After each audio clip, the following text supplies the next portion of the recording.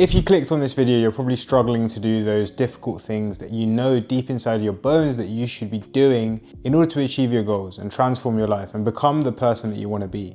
Now, I used to be 125 kilos, and to be honest, I've obsessed over psychology and behavior change for the last 6 or 7 years. And I think that is the exact reason why I've been able to transform my life completely from being someone that was fat, overweight, didn't have any ambition, to someone that is super driven and can wake up at 5 a.m. pretty much every day with ease. And so in this video, I want to share 3 pieces of research through my studies that have helped me reframe doing the hard things so that they do become easy. Let's get into it. So the first experiment that I want to talk to you about is an experiment by a guy called Dan Ariely. And Dan Ariely was trying to sell The Economist, and he had 2 groups of people, Group A and Group B. And Group A, he sold digital for $59 and he sold print for $125. And he found that 68% people took digital and 32% took print.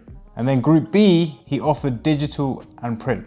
He offered that for $125. And this is the really interesting thing, because Dan Ariely found that Group B, with all these options, over 80% bought the digital and print for $125. And so just by adding a different option that was perceivably better value, people opted for that choice. And the main idea here is that we experience things in the context that surrounds them. This shows up in all areas of our life. So I like to go to Kenya because my grandparents were born there. Well, they lived there and my parents were born there. And I visit my granddad there sometimes. And throughout my childhood, I used to literally go there every summer. In Kenya, as you would expect, the fruit is amazing. It's a country on the equator, and so the climate is really good to have lots of great fruit like pineapple, oranges, mangoes, apples, bananas, pears, everything. In the morning for breakfast, the tradition is that we have this big plate of fruit. And my parents always used to give me the advice. My parents would always say, have the sour fruit first. And the reason being is because if we were to have the sweet fruit first, everything else would seem really sour. Whereas if we have the sour fruit first, everything else seems sweet. And so if you want to make doing hard things easy, then you have to look at what you're doing and how you're spending your time. Because if you are eating fast food, scrolling on social media all the time, going on Netflix, and even ChatGPT, all of this is high dopamine, which is high reward with very little cost. And so if we come out of a bout of scrolling or a bout of Netflix or a bout of fast food or a bout of ChatGPT and we're spiking our dopamine levels so much, then in the context of that internal psychological environment, we are going to find hard things hard, because hard things are the complete opposite. They are low reward and also they are high effort. And so we are just going to feel this even more if we are constantly consuming those things that are spiking our dopamine.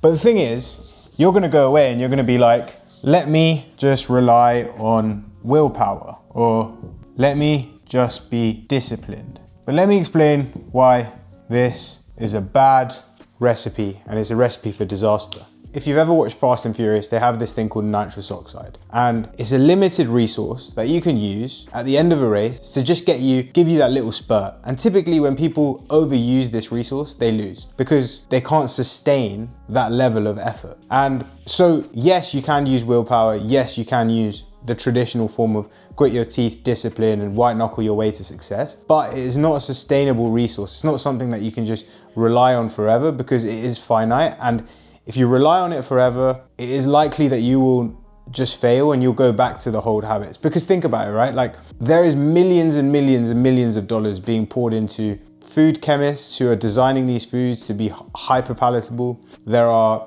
engineers that are being paid millions and millions of dollars to create these apps which are super addictive. And so to think that your brain, which has evolved to crave these things and to overconsume these things, is a little bit arrogant. The environment that we are in at the moment, the conditions that we are in, are not set up for success, but the environment dictates behavior more than you think. You see, let me tell you a story.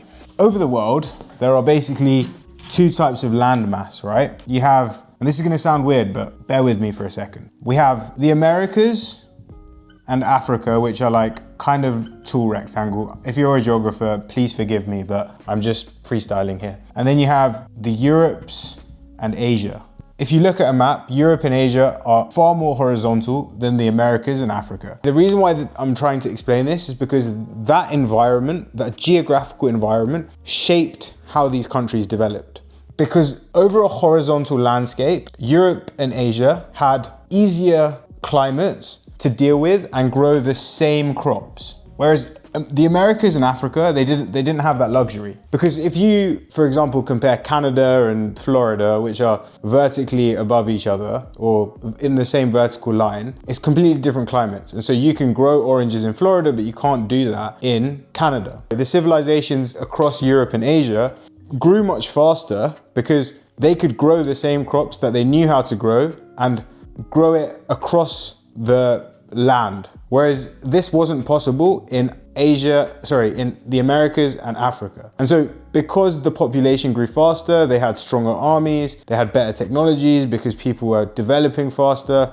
And so it created this faster economic growth for Europe and Asia versus the Americas and Africa. And so one small little environmental difference or in the shape of the countries has now created these massive downstream impacts in armies, technologies, population growth, which wouldn't have even, like if they had the same geographies, it wouldn't have happened. If we think about the current environment that we're in, well then you have like supermarkets, which is 80% processed food, your phone, which is like infinite entertainment.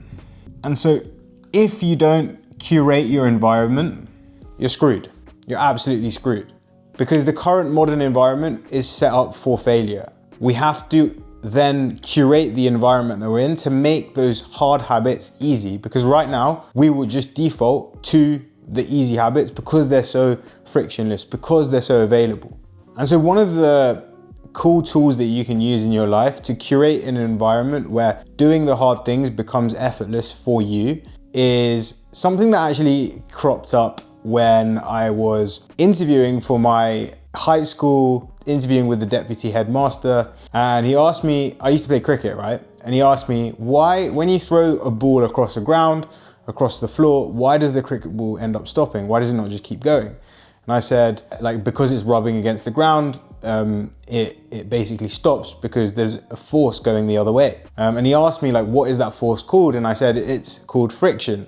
So when you're trying to make those hard things easy, it's all gonna come down to, or one of the things that you can do is reduce friction between you and the hard thing and increase friction between you and the easy thing. And so you're manipulating the ease and the difficulty of the habits that you wanna change. You have your phone and it's a massive cause of distraction, and every time that you go to work, you're basically just scrolling endlessly. Now what you can do is add friction in to make sure that you don't go on the phone.